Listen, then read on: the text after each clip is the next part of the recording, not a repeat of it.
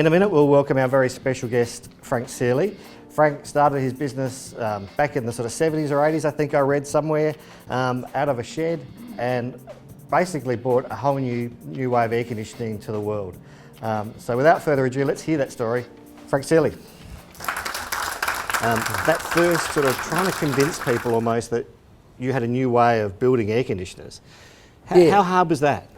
It was pretty tough. But you see, I think I quoted it earlier today, necessity is the mother of invention. And I was selling portable evaporative coolers and selling them very well, I might add. At least I thought so.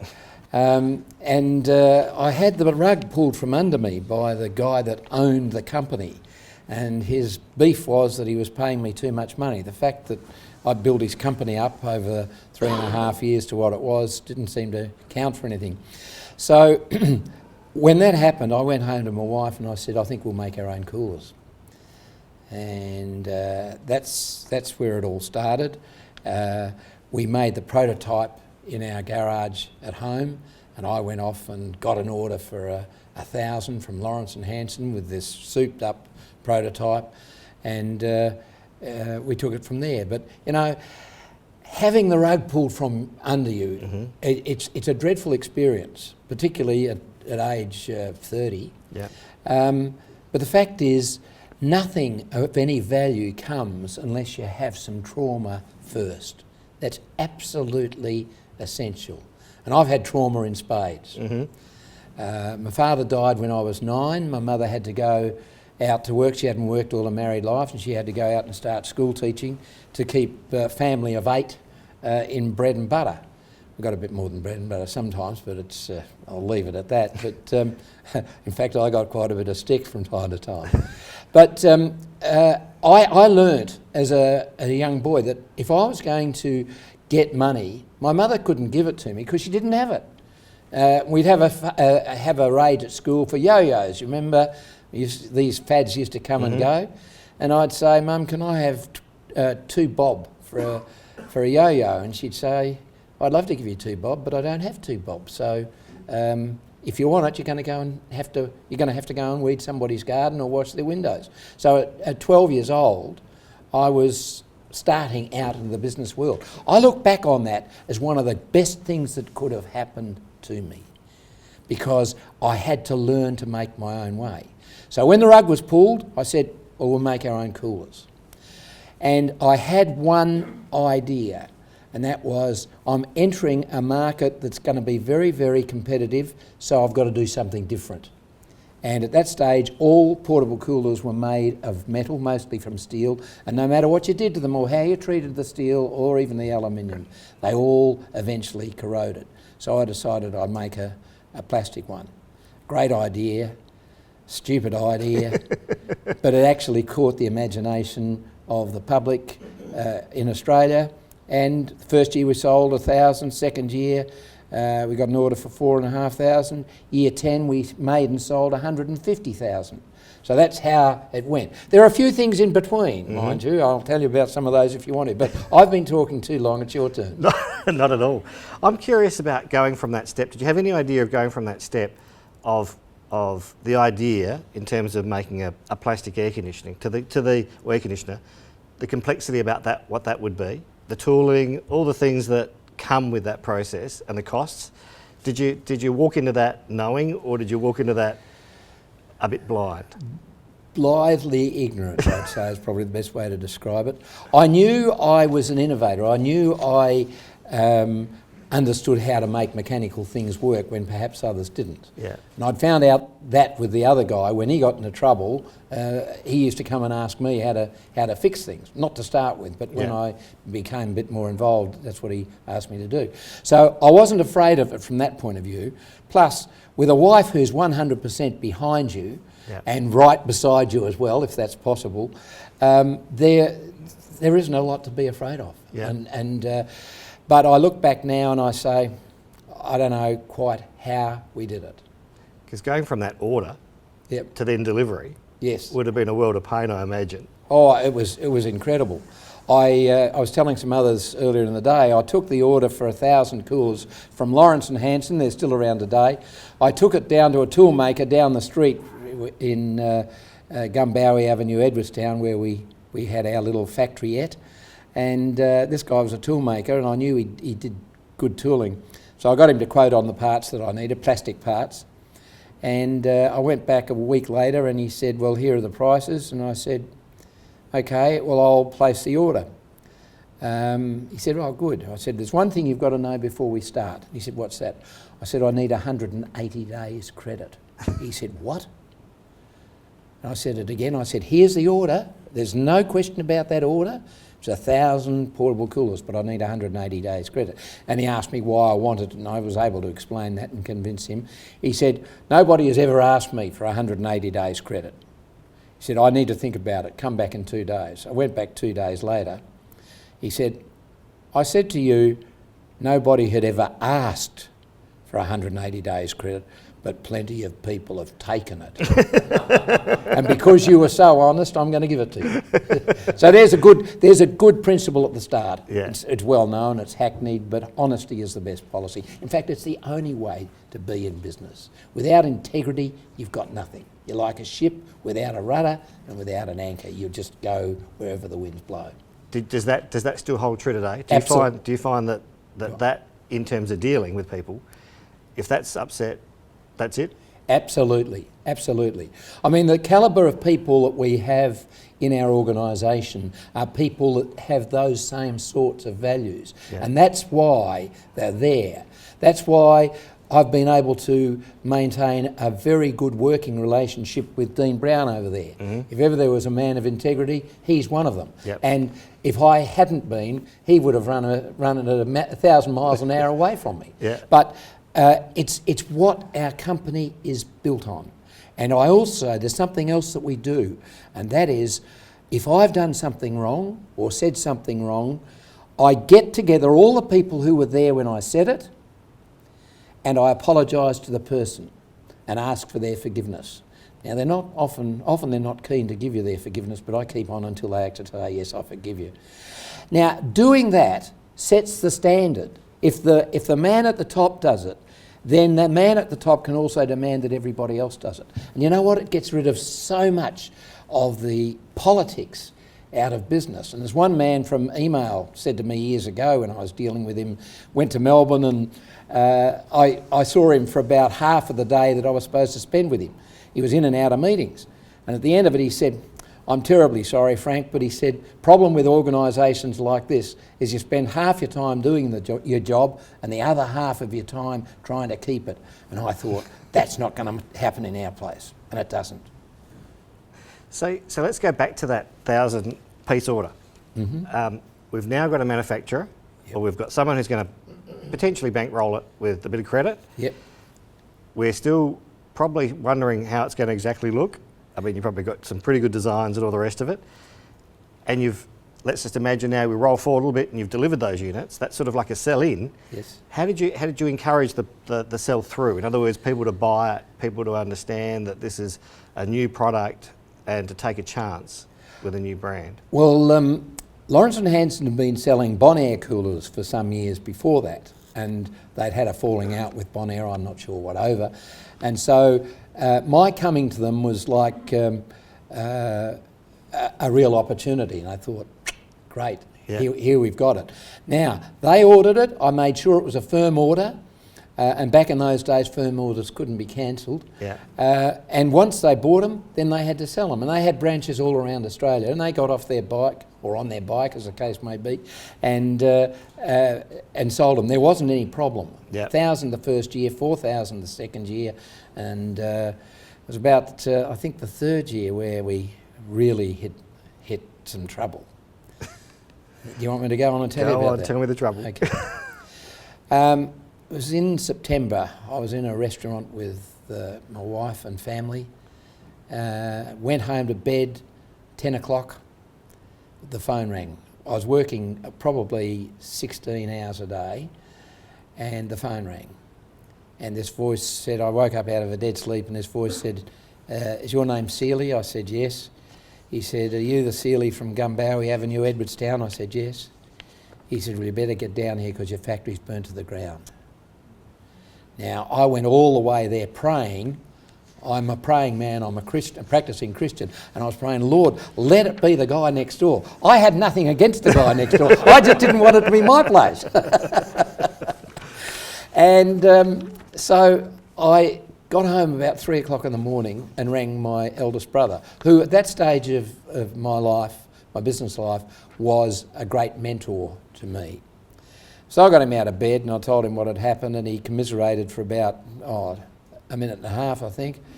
And then he said, "This is probably the best thing that's happened to you." And I said, "Well, I can't see how that can be." He said, "Well, you'll find out." But he said, "Anyway, I need to get back to bed. You need to go and have some sleep. Just get there tomorrow and start making it happen." And he said, "If you're not back in production within 7 days, I'll never speak to you again." Bang. It was the greatest shot of adrenaline I needed, and it was absolutely fabulous. And so at 6:30 the next morning when the troops arrived, and there weren't a lot of troops, there's probably a dozen of them, I was there on a heap of rubble, and I just said, "Guys, just go home and have a holiday for a week. We'll be back in production in a week's time." I had no idea how we were going to do it, but I, in some senses, was parroting what my brother had said to me. But also, I realised, look, everything's made outside.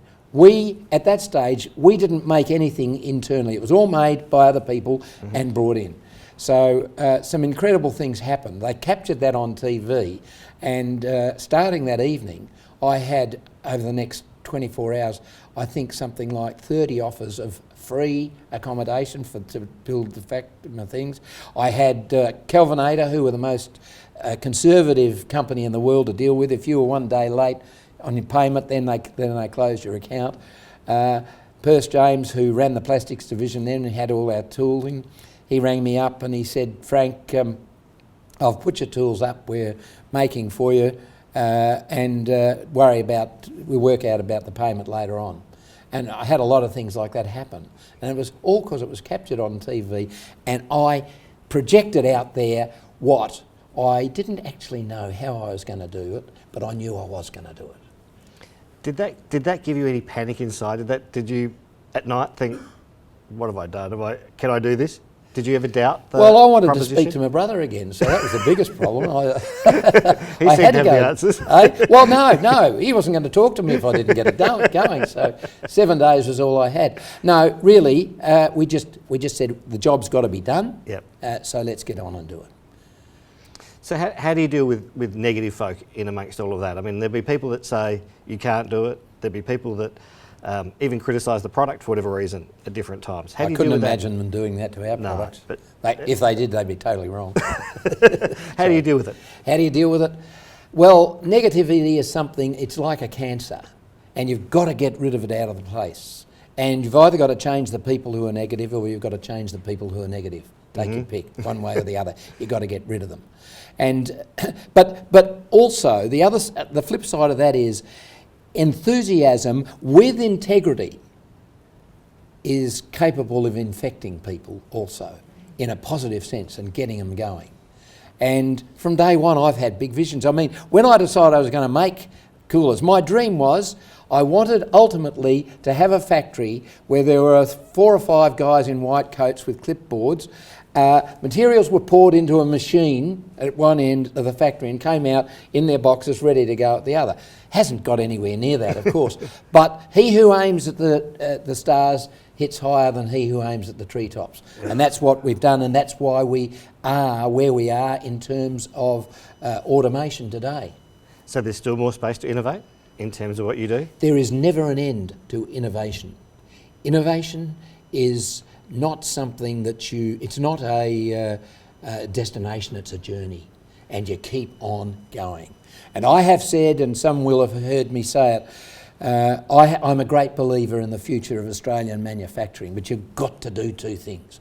You've got to innovate, and innovate like there's no tomorrow, and you've got to automate, and automate like there's no tomorrow. Now, I've been preaching that simple message probably for the best part of 10 years now, And we're proving it to be right. We can beat the Chinese because they'll copy what we do, but by the time they get it to market, and they're fairly quick getting things to market, by the time they get it there, we are on the next wave. And so as long as you stay on the front wave and they're in the backwater, they're never, ever, ever going to catch you. And I've got a special group. We've got two R&D sections. One is the general R&D for the products that are being made and improvements to that, etc. And the other is the over-horizon stuff. We call that today Imagineering. And I head that up because I'm a lateral thinker and I'm not afraid to challenge engineers or anybody else for that matter. And we've got 13 or 14 engineers in there. I mean, we got a guy who's an aeronautical engineer. We got a guy who's one of the best in the country in plastics, and all sorts of people, great people. And we are working on stuff now which is 4 generations out from where we are. And that's why our future is guaranteed. Yeah. You've got to keep on. The day you stop innovating, that's the day you die. Well, I guess you would have had, I mean, I'll come back to a bit of the hard times, but I guess you would even have every now and then a cost zealot or an accountant come in and say, you know what, we're spending too much on R&D, we're spending too much innovation. What do you say to that? Well, I say a lot of things under my breath, but sometimes they must be right. Well, yes and no. Yeah. Yes and no. We've been through some tough times, and probably about 18 months ago we had a bit of a downturn, and a number of people were saying, well, you know, we're spending so much on this Imagineering, you know, if we didn't spend that, everything would be all right. So I just quietly got Rob Gilbert, who heads up Imagineering, and I said, you put a presentation together for the next board meeting. We had Joran Roos, he came onto our board and he was saying, you know, we need to spend this money, and I thought, well, you need to be taught, don't you? He's a good teacher, but he needed to be taught this time. And he put on the presentation. At the end of the presentation, Joran was a bit like the Bible talks about the Queen of Sheba when she saw Solomon's glory. It says there was no more spirit left in her, and that's about how Joran was. He said, I will not criticise this again. Yes, it'll happen, and you have to be sensible. There are times when you've got to tighten the belt.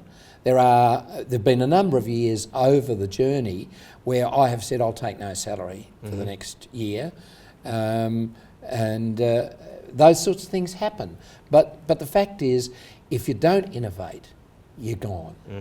Now we could at some point in time cut back, and we would soldier on for a while, but then we've got to catch up to be where we were before. And unless we're way out in front, then we're not going to continue to lead the globe in heating and cooling. Yeah.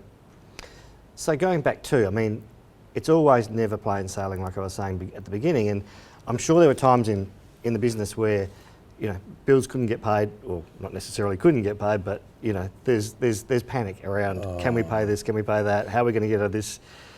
How do you deal with that? How do you keep an even keel? Well, I'll tell you about probably the worst experience we ever had. It was in 1989, and a guy who'd been our distributor in Greece for a number of years and been impeccable with his payments defaulted on $5 million worth of cooling product.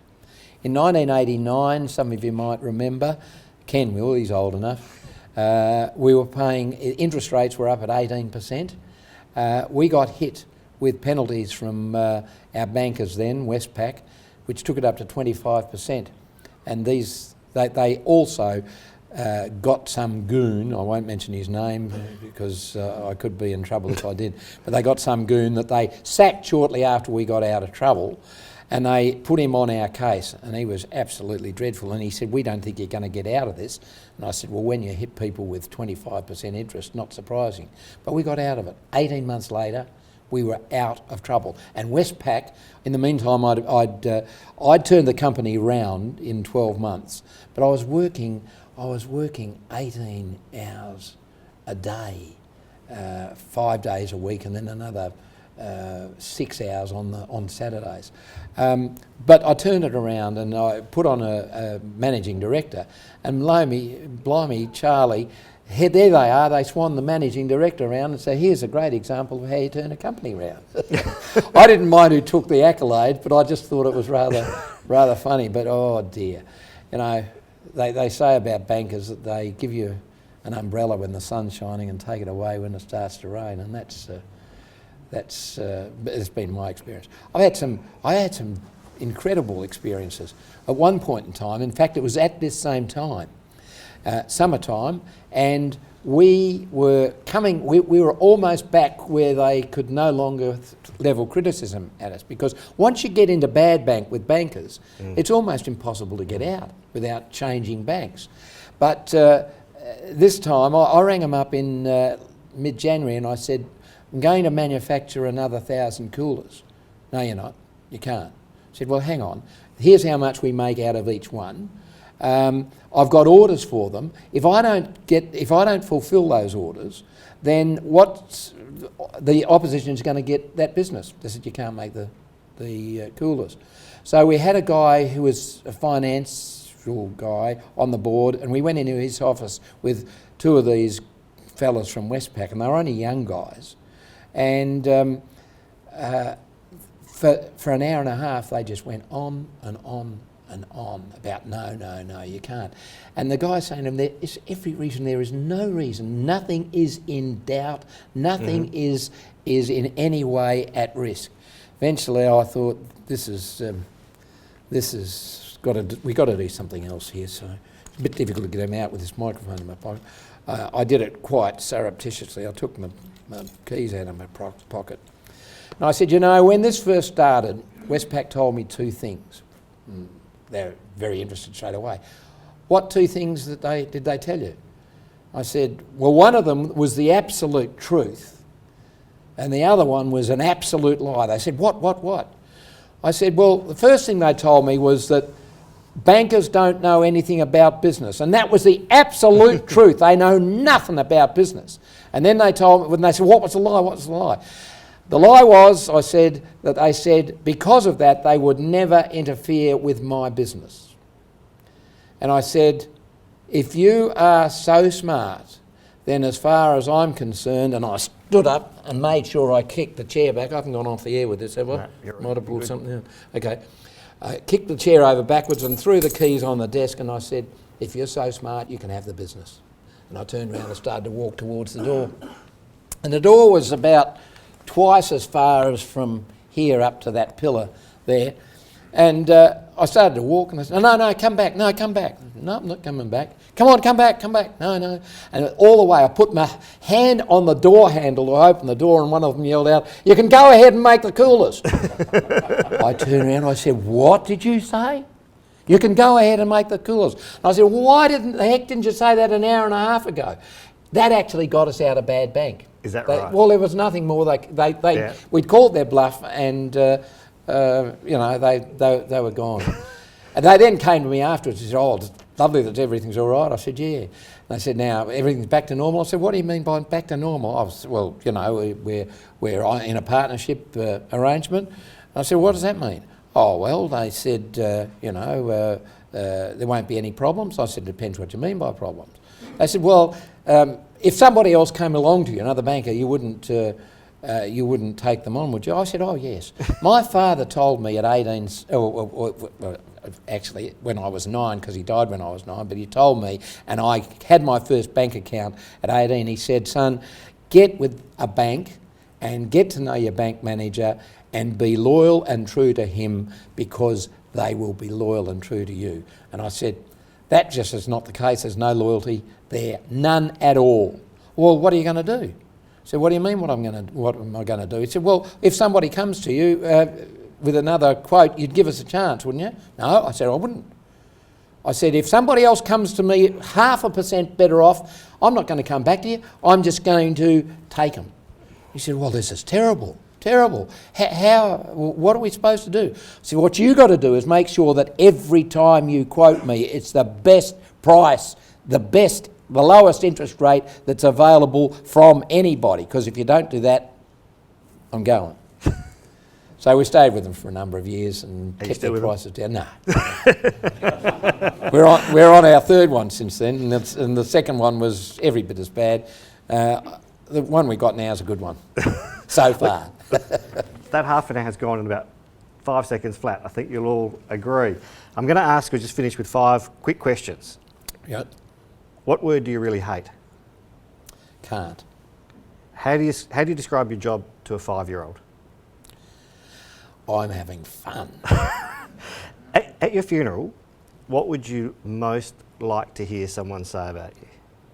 Well, first of all, let me tell you what I'd like to have on my tombstone. And I borrowed it from Spike Milligan. I told you I was sick. What would I like them to say? Yeah, what would you like to hear? What would I like to hear? I would like to hear this. A man of the highest integrity. Excellent. What profession would you least like to do? What profession? Yeah. What would be your worst job? I think from what I've said, you know that, a banker. What sound do you love the most? Not the sound of my own voice. We don't have cash registers anymore, but that would have been a good one. What sound do I like to hear anymore? Oh, I know the sound I like to hear most. It's when my wife says, yes, dear. Frank Seeley, ladies and gentlemen.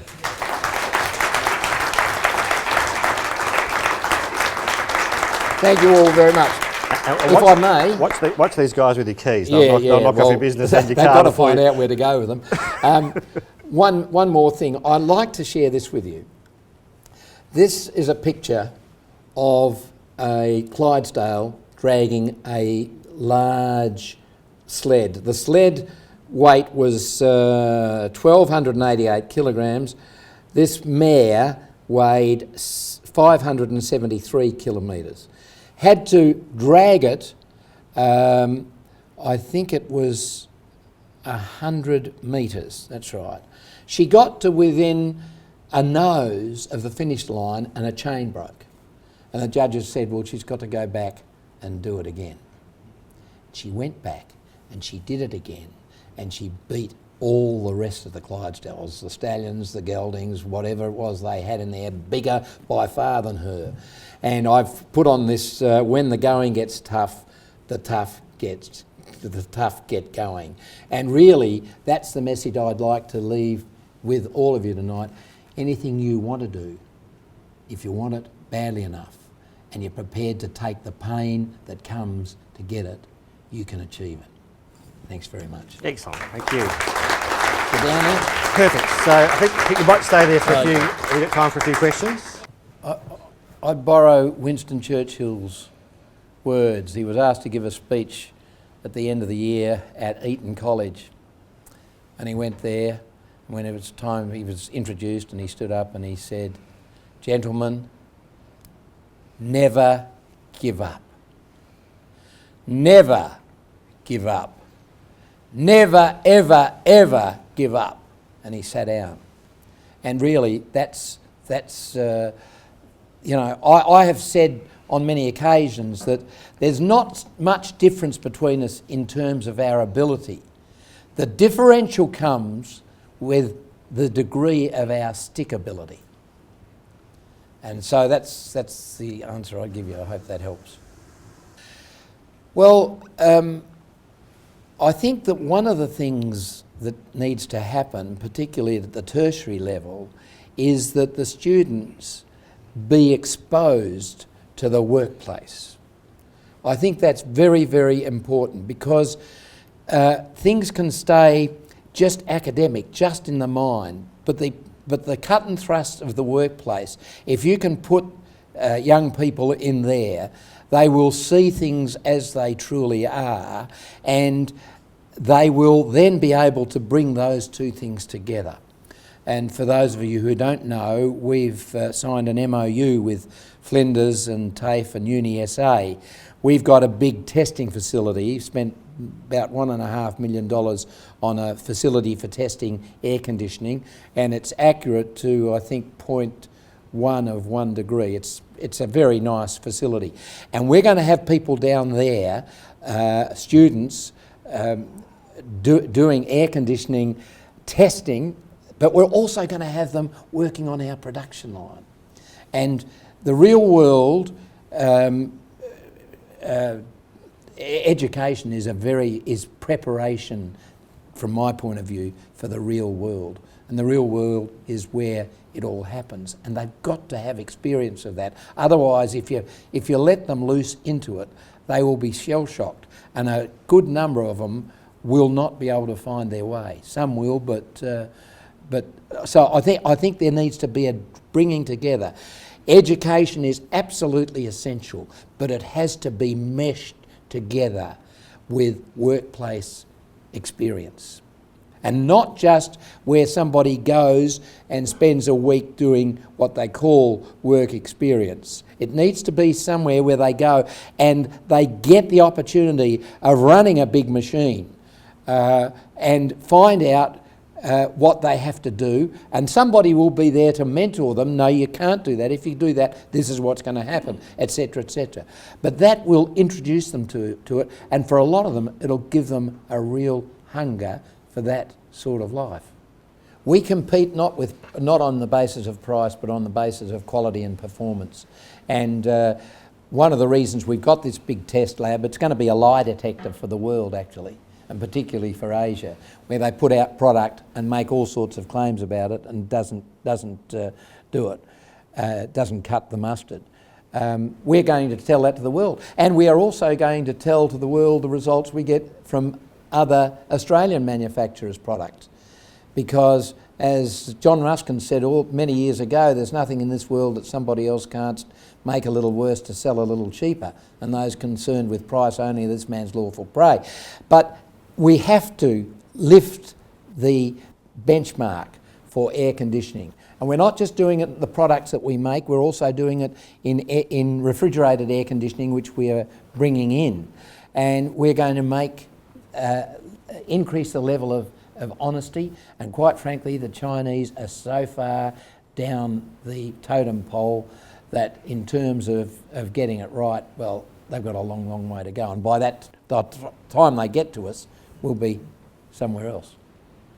But you know, our prices are the dearest in the nation, and we dominate in evaporative cooling and in gas heating, ducted gas heating. We dominate the nation. And there's cheaper stuff, junk coming in, and people more and more are looking for quality products that have super high energy efficiency, and we can deliver them to them. We're really the only one that can.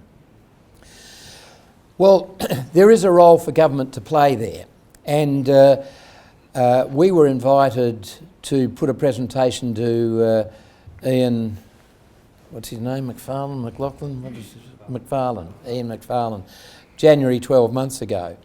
And Dean came along. He was very key in that presentation. About 5 of us went along there, and we put a presentation to them which said within 4 or 5 years we will be able to provide an extra 600 jobs here in South Australia. And basically what we were looking for was a loan, a soft loan, an interest-free loan, or a grant. And the incredible thing about government is that government will not give you a loan, and when you ask them why not, well, you mightn't pay it back. Well, you're actually, if you might pay it back, you're far better off than if you give them a grant. And we don't care which way it came, but Ian, in his rather gravelly voice at the end of it all, said, and why is it do you think the federal government should give you money for this? And I looked him in the eye and I said, Ian, they don't have to. We're going to do all this stuff, but it'll take us 10 years because we don't have the capital that we need. But you've got a problem with jobs. You're going to have to try and find 1,700 jobs, probably more than that, within the next 3 years. We're giving you an opportunity to get a third of those by coming with us on the journey. Oh, he said, okay, I understand. But no money came out of the federal government or anyone else. So, look, there's a place for it. Over the years, there's been a fairly checkered history of government backing losers, not winners. First couple of times we went for grants, we we didn't get them, and we should have, and one of the ones that got them went broke a few years later on.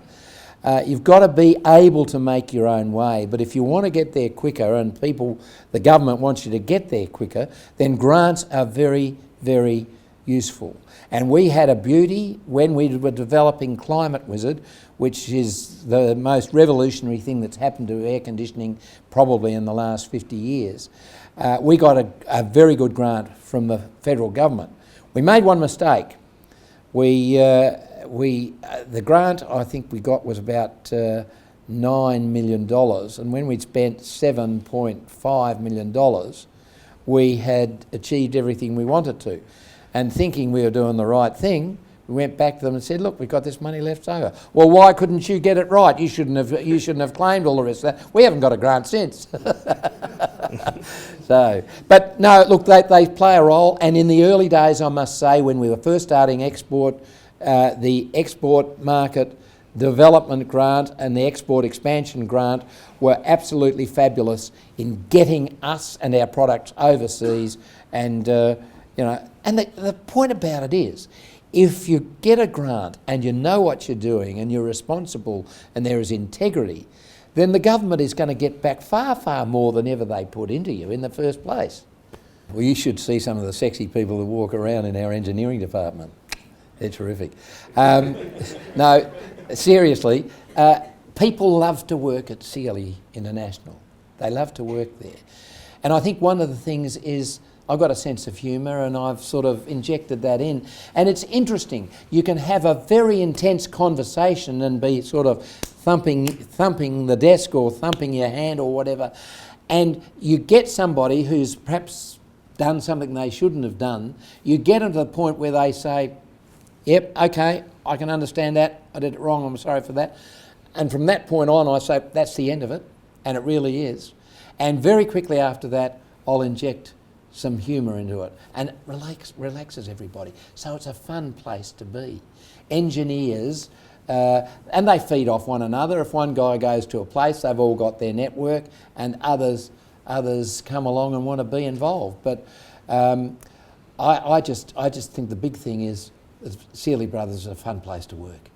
I mean, I'm 73 and I'm still working, for heaven's sake. And they say to me, when are you going to retire? And my answer is, when I stop having fun. And it hasn't happened yet. Edison failed 7,000 times before he produced the light globe. And I don't know where you make... I understand what you're saying, but your gut tells you to. If you're on a hiding to nothing, your gut, if you're half smart, you let your gut take over from your pride, and you say, it's... And I must say that there have been many things along the way where we said, this isn't going to work. I remember one year we brought out a water valve for a portable cooler, and it was an absolute dog. And at the end of the season I said, throw that away, we're going to make a new one. It shot at that stage probably 2,500 shots in anger. It all had done. And we threw the die away, and we got a new one. The interesting thing there was the guy who designed it for us left us and went to one of our competitors and made one exactly the same for them, and I said, you beauty. But you're right, you have to, your gut will tell you when it's time to quit. But not quit from everything, go in a different direction.